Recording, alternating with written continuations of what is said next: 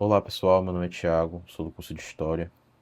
Estou fazendo o componente de Educação Inclusiva e queria convidar vocês a pensar um pouco sobre um tema, que vai ajudar a melhorar, nossa sociedade, a nós evoluirmos e sermos mais inclusivos, que é trabalhando uma legislação, um capítulo, de uma legislação que assegura todas as pessoas o direito à cultura, ao esporte, ao turismo e ao lazer. Muitas das vezes, quando a gente pensa em acessibilidade ou em inclusão, a gente pensa somente em rampas ou calçadas com certo tipo de acessibilidade, né?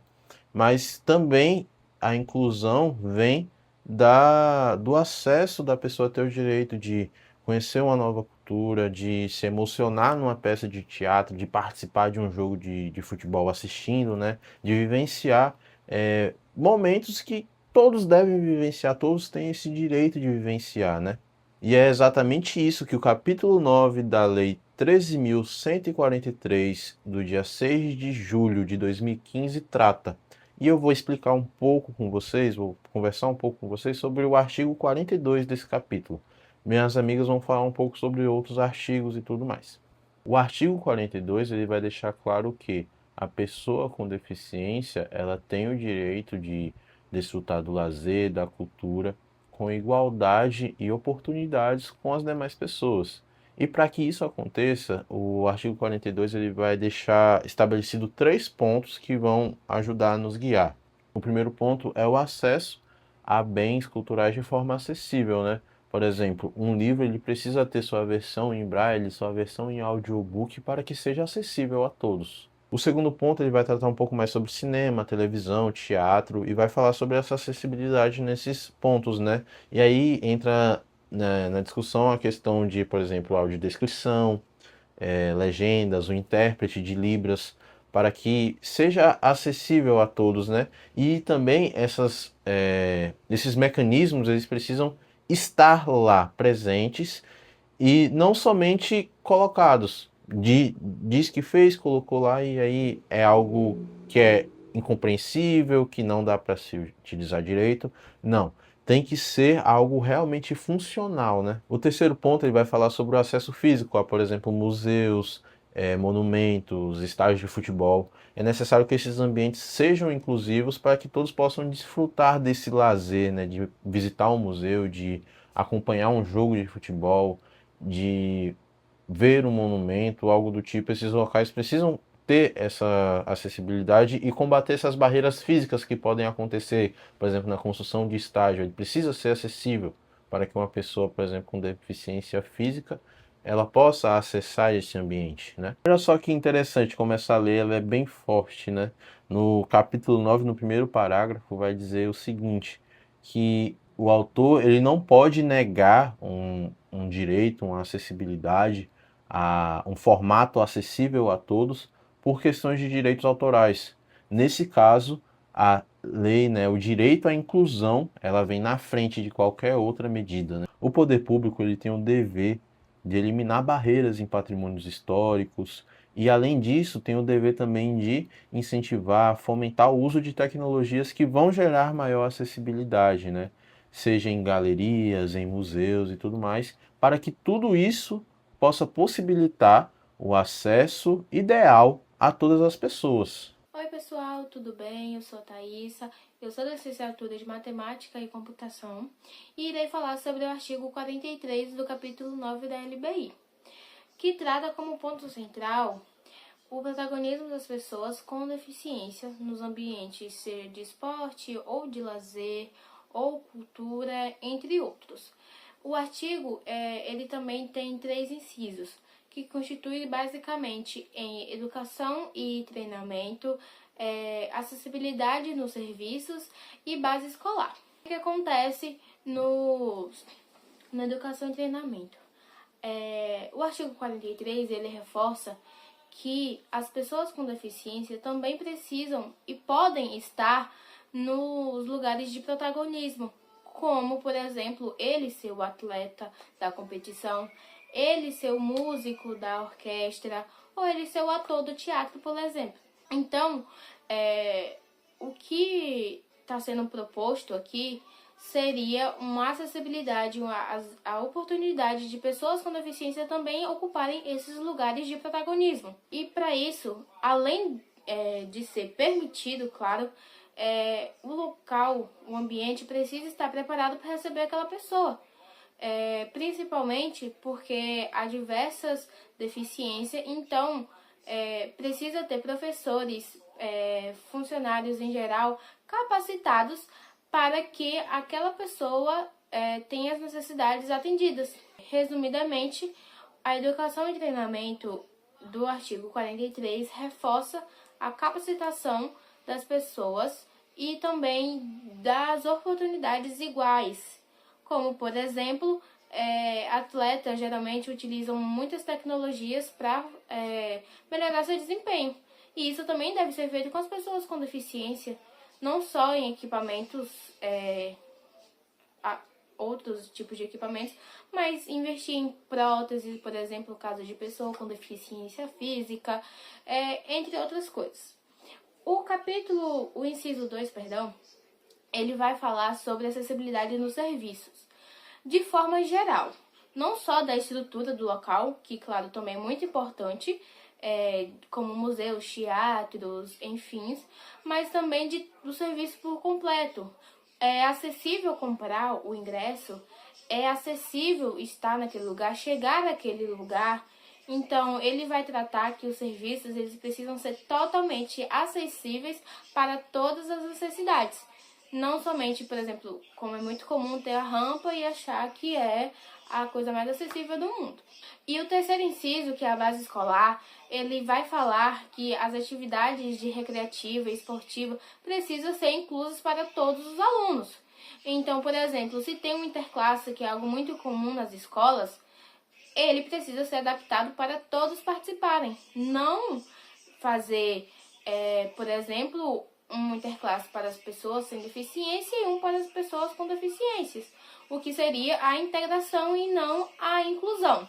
Olá, meu nome é Ivanete, eu sou do curso de Licenciatura em Ciência da Natureza e Suas Tecnologias. Hoje eu tô aqui para falar um pouquinho da LBI, né, que é a Lei Brasileira de Inclusão. E no artigo 44, né, do capítulo 9, ela representa um avanço significativo, né, na garantia do direito à acessibilidade e à participação social das pessoas com deficiência. Então, assim, ao determinar a reserva de um espaço em locais de cultura, lazer ou esporte, a legislação reforça reforça o princípio da inclusão, né? Então, assim, assegurando que essas pessoas com deficiência não apenas tenham acesso físico, mas também elas possam usufruir desses ambientes com dignidade e autonomia. Outro aspecto importante também, né, e relevante do artigo é a preocupação com a distribuição de assentos. Assentos em diferentes setores, evitando a segregação, né? Isso demonstra que a inclusão vai além da simples presença. Ela trata-se de promover igualdade de experiências. Além disso, a existência de visibilidade, né, que isso é importante, né, e adequada na proximidade dos corredores, okay? Que evidencia também uma preocupação com o conforto e a segurança dessas pessoas com deficiência, né? Esse é um ponto muito importante. Outro ponto importante também é a garantia de acompanhantes, reconhecendo que a acessibilidade também envolve suporte social, reconhecendo que a acessibilidade da mesma forma, e a obrigatoriedade de rotas acessíveis reforça a necessidade de pensar que a inclusão em situações de risco, e muitas das vezes é negligenciada. Isso é fato, né? Porém, entretanto, né, esse artigo, ele, apesar dos avanços que vem tendo, né, esses avanços legais, ainda existem desafios, muitos desafios, na efetivação, assim, dessas medidas em muitos espaços. As normas não são plenamente cumpridas, seja por falta, assim, de fiscalização, ou por falta de investimento, infraestrutura. O artigo reafirma que a inclusão é um direito e não um favor, né? Então, assim, que ao proibir a cobrança de valores diferenciados para pessoas com deficiência, esse artigo também reforça que não apenas estabelece normas, né, nesse quesito, normas técnicas, também contribui para a construção de uma sociedade mais justa e acessível, né, e igualitária. Isso é importante, esses pontos, né, que a lei ressalta o direito né, e da inclusão, acessibilidade da pessoa com deficiência, não é um favor, é um direito que a pessoa com deficiência tem. E está aí no Estatuto da Lei Brasileira de Inclusão, que é na Lei 13.146. É muito importante, né, o conhecimento dessas leis para que possa fazer valer, né, buscar esse direito. Eu irei falar do artigo 45 do capítulo 9 da LBI, que introduz o conceito de desenho universal. Na prática da arquitetura e do planejamento urbano, isso significa que os hotéis já nascem com a acessibilidade, ou seja, eles são construídos com adaptação e acessibilidade para pessoas com deficiência. A ideia desse artigo é que, se um hotel é bom para pessoas com deficiência, ele é bom para todo mundo.